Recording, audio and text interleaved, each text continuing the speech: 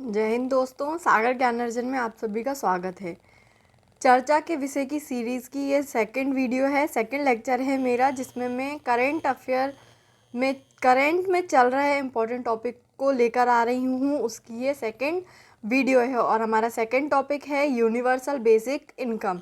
चलिए देखते हैं यूनिवर्सल बेसिक इनकम क्या होता है।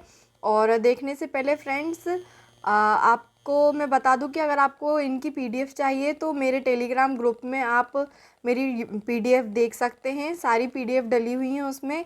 और अगर आप चाहते हैं कोई सा ऐसा टॉपिक है जो करेंट अफेयर में चर्चा पे चल रहा है और आपको उसकी विस्तृत जानकारी चाहिए तो आप मुझे कमेंट बॉक्स में ज़रूर बताइए। Okay, income, universal basic income क्या होता है देखते हैं। इमरजेंसी बेसिक इनकम और यूनिवर्सल बेसिक इनकम यानी यूबीआई में सबसे बड़ा अंतर यह होता है कि जब सरकार को लगता है कि देश में पर्याप्त मांग आ चुकी है, लोगों के पास नौकरियां भी आ चुकी हैं, तो सरकार हालात सामान्य होने के बाद इमरजेंसी बेसिक इनकम देना बंद कर देता है। मतलब कि इमरजेंसी बेसिक इनकम और यूनिवर्सल बेसिक इनकम में क्या अंतर है? सबसे बड़ा अंतर यह है कि जब लोगों के पास पर्याप्त नौकरी आ जाती है, पर्याप्त चीज़ें आ जाती हैं जो उनको चाहिए, सरकार हालात सामान्य जैसे ही होते हैं तो सरकार क्या करती है, इमरजेंसी बेसिक इनकम को बंद कर देती है। वर्तमान में कोविड-19 के कारण विश्व के बहुत से देशों में इमरजेंसी बेसिक इनकम को शुरू किया गया है। जब से कोविड-19 आया है तो वर्तमान में क्या किया गया है, इमरजेंसी बेसिक इनकम स्टार्ट किया गया है। जापान ने अपने देश में हर व्यक्ति को 1 लाख येन देने का फैसला किया है। कनाडा ने 25 मार्च से हर नागरिक को $2500 प्रति माह देने का फैसला किया है। फ्रेंड, ये याद रखना, जापान की मुद्रा को येन बोला जाता है और कनाडा की मुद्रा को डॉलर बोला जाता है। आर्थिक सर्वेक्षण 2016-17 में देश में गरीबी और आय असमानता को कम करने के प्रयास में वित्त मंत्री अरुण जेटली, जो कि अभी वर्तमान में फ़िलहाल में नहीं हैं, अरुण जेटली जी ने देश में विभिन्न सामाजिक कल्याण योजनाओं के स्थान पर यूनिवर्सल बेसिक इनकम स्कीम की वकालत की थी। किसकी वकालत की थी? यूनिवर्सल बेसिक इनकम की। अर्थशास्त्री सुरेश तेंदुलकर ने देश के गरीब लोगों को पोषण युक्त भोजन खाने के लिए या गरीबी रेखा से बाहर निकालने के लिए प्रति व्यक्ति न्यूनतम प्रति वर्ष 7,620 रुपये देने की सिफारिश की थी। इसी सिफारिश को ध्यान में रखकर यूनिवर्सल बेसिक इनकम का विचार पनपा था। किसने किया था फ्रेंड? ये अर्थशास्त्री जो हैं हमारे देश में, अर्थशास्त्री जी सुरेश तेंदुलकर जी ने ये विचार सबके सामने लाया था। ओके, यूनिवर्सल बेसिक इनकम की परिभाषा। फ्रेंड्स, यूनिवर्सल बेसिक इनकम क्या होता है देखते हैं। यूनिवर्सल बेसिक इनकम यूबीआई एक देश के 75% लोगों को एक मुफ्त फिक्स धनराशि देने की योजना है। कैसी योजना है? मुफ्त धनराशि देने की, और ये फिक्स है, मतलब कि सबको बराबर इतनी ही दी जाएगी, कोई ज़्यादा नहीं और ना ही कोई कम। इसमें लाभार्थियों का चयन करने के लिए उनकी आय, रोजगार की स्थिति, भौगोलिक स्थिति इत्यादि का आकलन नहीं किया जाएगा। ये आप याद रखना कि जिसको भी देना है, जो भी लाभार्थी होगा, ना उसकी आय को फोकस किया जाएगा, ना उसकी रोजगार की स्थिति को, ना ही उसकी भौगोलिक स्थिति को। ये सिर्फ देना है, जो भी चाहता है कि हमें इसका लाभ हो उसको ये दी जाएगी। यूबीआई का उद्देश्य देश में गरीबी को कम करना और नागरिकों में आर्थिक समानता बढ़ाना है। सब में समानता आए आर्थिक रूप में, ये इसका उद्देश्य है। एनडीए सरकार देश की 75% आबादी को प्रति व्यक्ति न्यूनतम रुपये 72,020 देने की योजना बना रही है। इसका नाम ही यूनिवर्सल बेसिक इनकम स्कीम होगा। इसका नाम यही है। यूनिवर्सल बेसिक इनकम स्कीम की अनुमानित लागत सकल घरेलू उत्पाद की 4.9% हो सकती है। सकल घरेलू जीडीपी की 4.9% रहेगी। यूनिवर्सल बेसिक इनकम की विशेषता, इसकी विशेषता क्या है? देखते हैं फ्रेंड्स, पहली विशेषता है इसकी यूनिवर्सल बेसिक इनकम की यूनिवर्सल स्कीम। पहली विशेषता है universal scheme. Universal basic income मुख्य रूप से एक सार्वभौमिक योजना है। सार्वभौमिक यानी सबके लिए। इसका मतलब है कि यूबीआई समाज के किसी वर्ग विशेष के लिए खास तौर से नहीं बनाई गई है, अर्थात इस योजना का लाभार्थी देश का कोई भी नागरिक हो सकता है। मतलब ये नहीं है कि मुस्लिम, हिंदू या एससी एसटी या ओबीसी जनरल, इसका ऐसा कोई लक्ष्य नहीं है। इसका बस एक ही है कि जो भी लाभ चाहता है उसको ये लाभ देंगे। निश्चित आय, सेकंड विशेषता इसकी ये निश्चित आय, ना किसी को कम और ना किसी को ज़्यादा दी जाएगी। लाभार्थियों को एक निश्चित अंतराल पर यानी मासिक या वार्षिक रूप से धन वितरित किया जाएगा, सबको बराबर तौर पर। नेक्स्ट इसकी विशेषता है नगद भुगतान। ये नगद भुगतान यानी तुरंत मिलेगा। योजना के अंतर्गत तय राशि को लाभार्थियों के खाते में सीधे ट्रांसफ़र किया जाएगा, अर्थात इस योजना में कैश के अलावा कैश जैसी कोई और वस्तु जैसे कूपन इत्यादि नहीं दी जाएगी, सीधे कैश हमारे अकाउंट में आएगा। फोर्थ है बिना शर्त योजना। इस योजना में लाभार्थी की आर्थिक स्थिति या रोजगार की स्थिति को ध्यान में नहीं रखा जाएगा। इसमें ना ही उसका आर्थिक स्थिति, ना ही उसकी फाइनेंशियल कंडीशन देखी जाएगी और ना ही उसका बिजनेस देखा जाएगा। ये सब इसमें नहीं देखा जाएगा, अर्थात लाभार्थी को इस योजना का लाभ लेने के लिए सामाजिक आर्थिक पहचान को साबित करने में आवश्यकता नहीं है। ना तो कोई इसमें सबूत लगेगा, ना ही कोई आधार कार्ड, ना ही ऐसा कुछ लगेगा। इसमें सीधे सीधे आपको लाभ दिया जाएगा।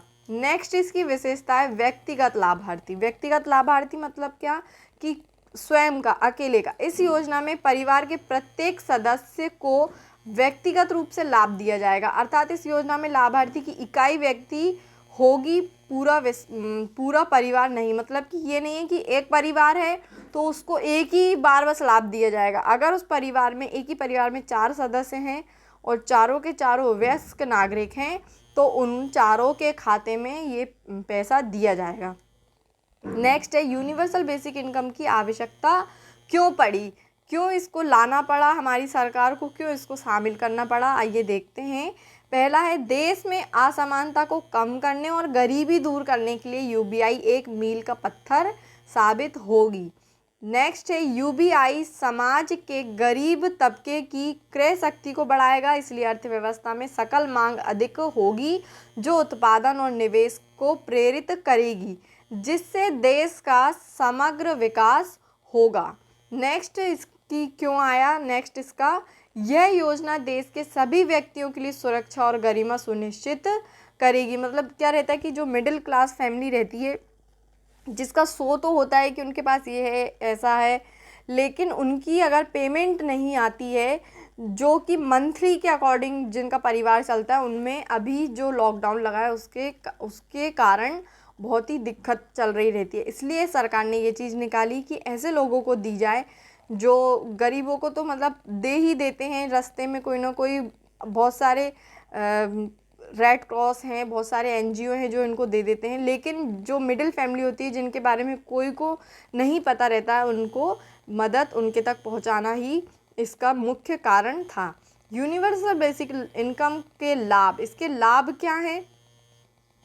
वर्तमान में सरकार विभिन्न सामाजिक कल्याण योजनाओं के माध्यम से लोगों के कल्याण को बढ़ाने का प्रयास करती है, लेकिन अब सरकार उन्हें नगद पैसा देकर इस प्रवृत्ति को बदलना चाहती है, ताकि लोग अपनी पसंद की सेवाएं, सामान खरीद सकें। जो सामान नहीं ले पा रहे हैं अपने घर का, उनके लिए ये एक मदद हो जाएगी, एक लाभ हो जाएगा कि वो अपना सामान, अपनी ज़रूरतों को पूरा कर सकते हैं। नेक्स्ट आता है यूबीआई व्यक्तियों को सुरक्षित और फिक्स्ड इनकम प्रदान करेगी। यूबीआई व्यक्तियों को जो सुरक्षित सीधे उनके खाते पे जाएगा, सुरक्षित रहेगी, और उनको फिक्स्ड इनकम जो बाकी सबको मिल रही है, हर किसी को जितनी मिल रही है उतनी इनकम उनको दी जाएगी। ये स्कीम देश में गरीबी और आर्थिक असमानता को कम करने में मदद करेगी। यह स्कीम देश के लोगों के हाथों में अतिरिक्त क्रय शक्ति देगी, जिससे देश में उत्पादनकारी गतिविधियों को बढ़ावा मिलेगा। नेक्स्ट, इसका लाभ है, इस योजना को लागू करना आसान है क्योंकि इसमें लाभार्थियों को चिन्हित नहीं करना पड़ेगा।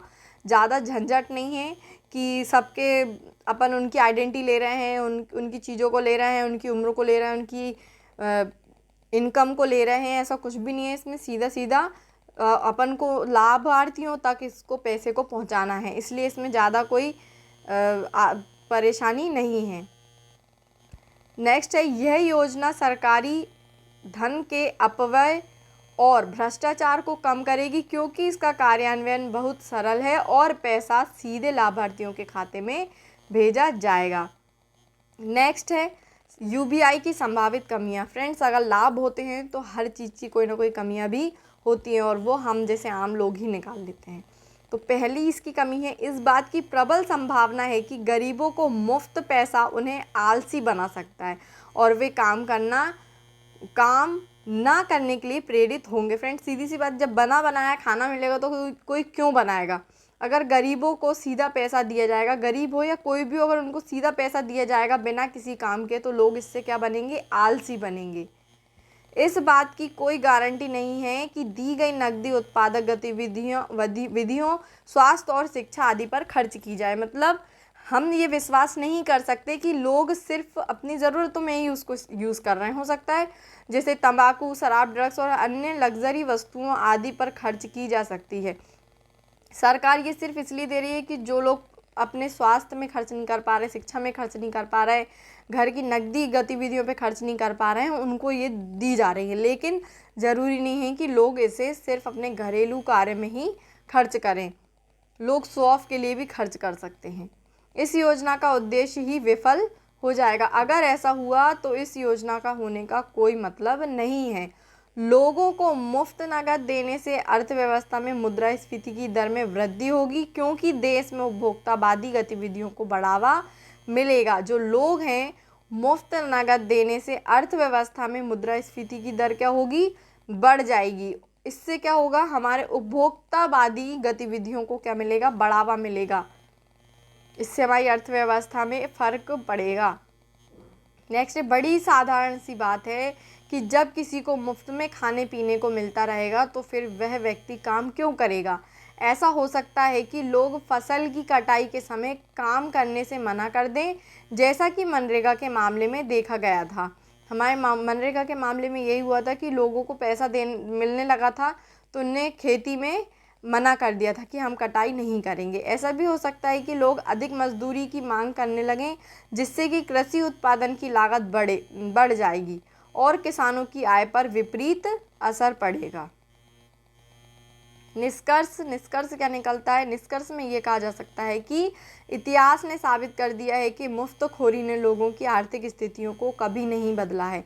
इसलिए प्रति व्यक्ति 7,620 रुपये प्रतिवर्ष देने से बहुत कुछ नहीं बदलेगा, जैसा कि मनरेगा जैसी योजना के साथ हुआ है, जिसमें गरीबी रेखा के नीचे रहने वाले परिवारों को हर साल 10,000 रुपये दिए जाते हैं। इसलिए समय की ज़रूरत यह है कि सरकार लोगों को मछली पकड़ना सिखाए, ना कि उन्हें मुफ्त में मछली बांटे। क्योंकि यदि आप किसी को एक मछली देंगे तो वह अपना पेट भर लेगा, लेकिन यदि आपने उसको मछली पकड़ना सिखा दिया तो वह अपने परिवार का पेट भर लेगा। Thanks to watch my video friends, और PDF ज़रूर देखना आप। मैं MPPSC की सीरीज़ भी स्टार्ट की है मैंने, मेंस की न्यू सिलेबस वाली, जो हमारा 2020 का सिलेबस आया है नया वाला, उस सिलेबस के अकॉर्डिंग मैंने प्री और मेंस की सीरीज़ स्टार्ट करी है। एक एक टॉपिक पूरा सिलेबस से, पहले प्रीवियस पेपर, और हर एक टॉपिक में आपको ये भी बताया जाएगा कि कौन से टॉपिक में किस प्रकार के क्वेश्चन प्रीवियस ईयर में आ चुके हैं और क्या आ सकते हैं। पूरा सिलेबस का एक एक टॉपिक को कवर किया है, आप ज़रूर देखना। और मेरी ये जो वीडियोज़ है चर्चा का विषय, इसकी सीरीज़ भी आप ज़रूर देखना। आई होप ये आपके कंपटीशन एग्ज़ाम में आपकी मदद करेगी। धन्यवाद, थैंक्स, जय Hind, and subscribe my channel और मेरी